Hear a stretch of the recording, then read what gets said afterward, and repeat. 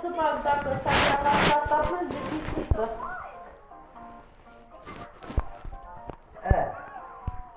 Nu pot să bag, până nu vine Nicu și am zis că mă duc să văd dacă prin mașina să spăl.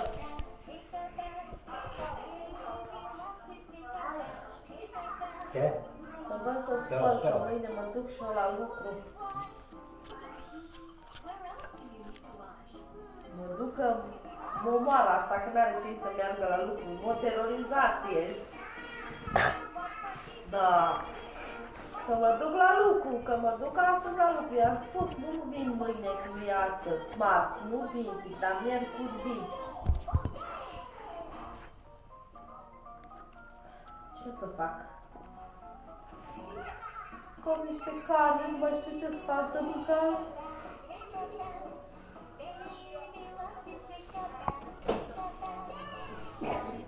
Am zis că o tai și o fierb așa în aburi.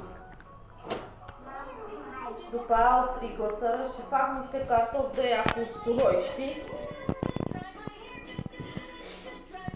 Că nu mai știu, fată, ce să fac, nu mai știu.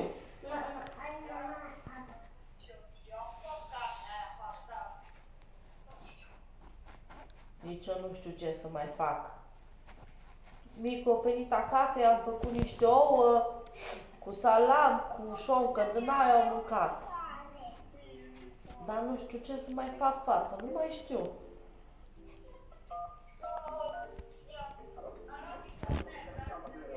Aha.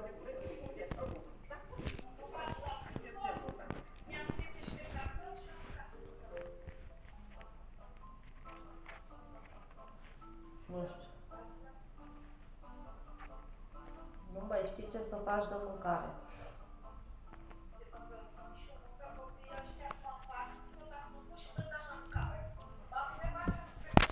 Uite, am făcut alea, am făcut zamă de păpuiul ăla și l-am băgat în cuptor. Acolo în cuptor trebuie să-l arunc. Le-am băgat o supă la plic de dimineață, o țără mai caldă, știi? Ori mâncat o supă la plic, ori mai mâncat lapte cu cereale, asta au mai mâncat ouă, mânca mere, asta mâncând continuu. Ce să faci? Și acum și eu am zis că mă duc la mașină, pun carnea aia, o fac așa în aburi. Auzi că pizza-i trăbăreți, mă. Vede la televizor. Ce vede la televizor îi trăbășei, mă. Ce vrei? Hai, spune la Renții. Ce vrei? Spune Renții. Eu vreau pizza. Ok, vede la ușă. Nu, mami, că nu are semințe când vine Micu. Când vine Micu îi zic să-ți cumpere. Că o lua cartela la el. Aiurea, las. Mi-e frică să le mai dau, că mâncat Andreea și atunci și așa rău, a fost tot ovărsat copilul din el. Din cauza lui Bobby. Că el tot scuie mașină. Nu mai știu ce să fac de haleală, să mor eu. Ce faci, laudă, mâncare?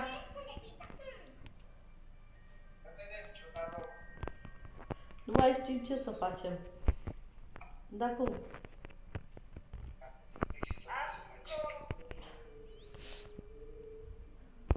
Dar Frigiu că iasă o tură de pe ea, mă.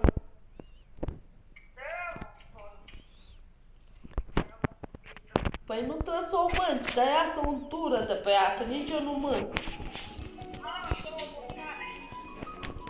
E bun. E bun. Nu mai știi ce să faci de haleală, să mor eu.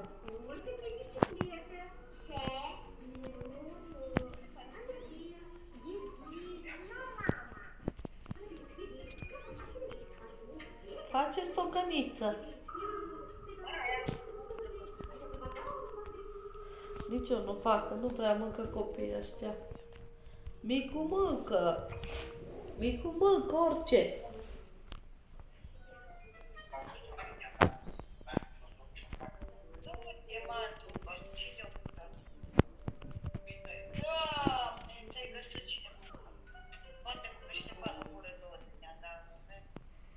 Eu fac așa niște carne în abur cu... După aia o frigoță și fac niște cartofi din aia așa scăzuți cu usturoi.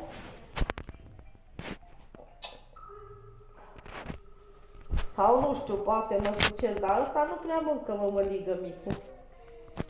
O făceam așa faină, știi, și vegeam așa faină cu naburi și cu mămăligă și cu mușdei de usturoi.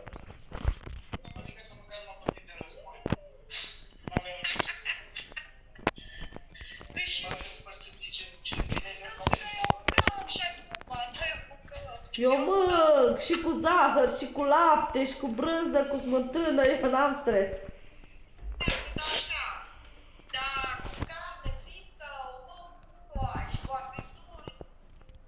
Nu prea mă omor așa după mămăligă eu. Mai bine... No, nu-mi place cu sarme, nu ți-o mânc pentru nimic în lume. Nu, eu mânc cu brânză, cu smântână, cu lapte. Unde merg? Nu-mi place. Hai! Uite. Ce, mă, unde? Nu vine niciunde. Hai, mă. Ce vrei?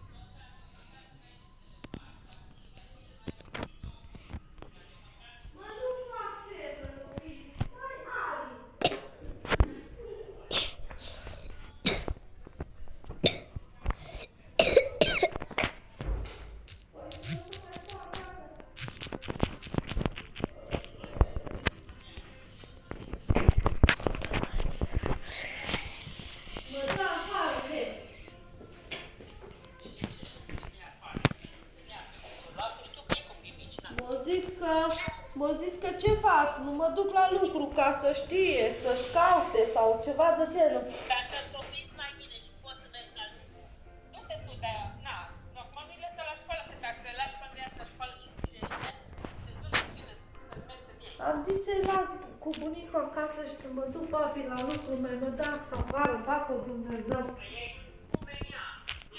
Nu înțelege, babi, abia m-a lăsat acasă în zilele astea. Și eu trimis mesaj la Micu.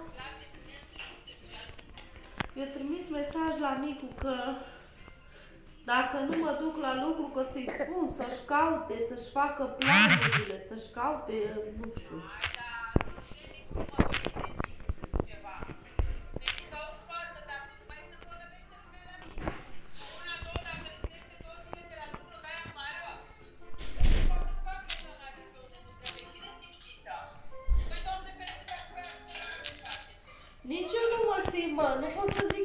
simt chiar așa bine încât să merg la lucru, că nu mă simt. Dar am zis că dacă n-am încotro, ce dracu să fac? Că mie că mă dă afară, bată o Dumnezeu.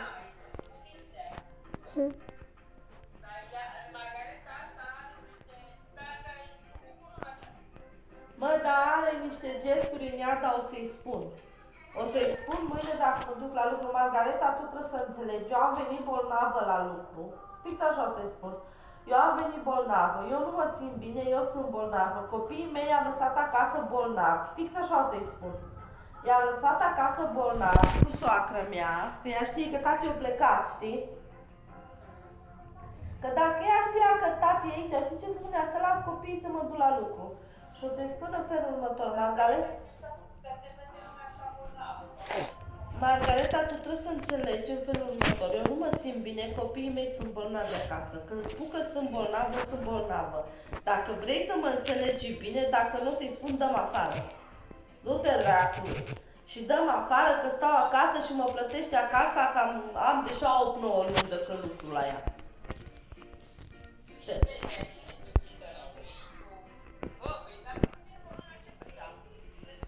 Dar eu am fost proastă, că trebuia să-i spun că am COVID, să stau acasă 2 săptămâni.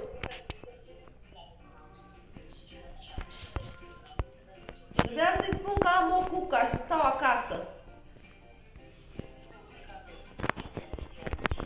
Și am zis să mă duc la lucru, ce să fac? Ei tușește, Ari tușește.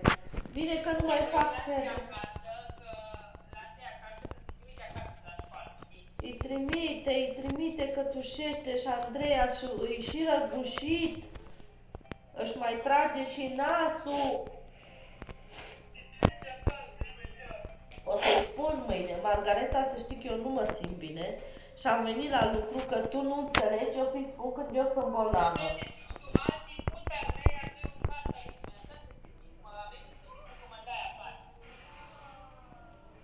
Trebuie să înțelegi că când sunt bolnavă, sunt bolnavă. Eu m-am lăsat copiii mei bolnavi acasă ca să vin să lucru. Fix așa o să-i spun.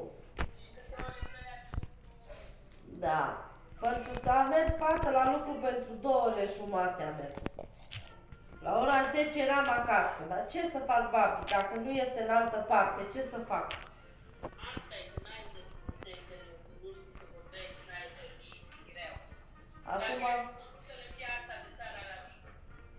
Acum asta care lucră aici cu Micu, ea e șefă, nu Sara.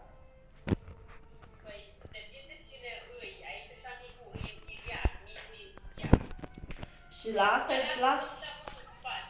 Și la asta îi place foarte, foarte mult de Micu. I-a spus Cristian, ce să zic, o zic de tine, tu lucri.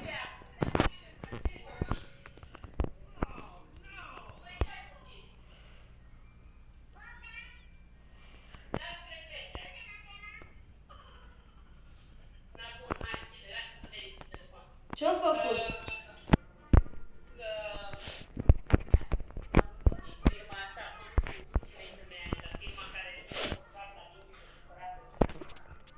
Da, dar nu-i Sara, că e altă femeie mai în vârstă care lucră cu copii.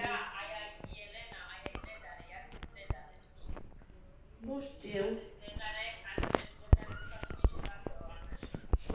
Dar ea i-a zis la Micu, Cristian, a spus, nu știu, a spus, n-am cuvinte să vorbesc despre tine, cât lucri și lucri bine.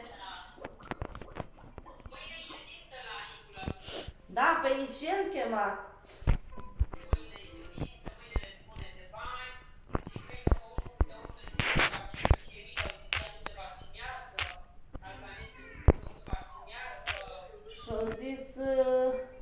Și-a zis la Micu că e foarte mulțumită de el. Fac 12 apartamente pe zi. Noi, sigur, numai de praf cum montează mobila și din astea. O zis că e foarte mulțumită de Micu. Nu, lasă-mă! Mai ai văzut ce dă ei. Stai! Ai văzut ce comunist e, Vala, ce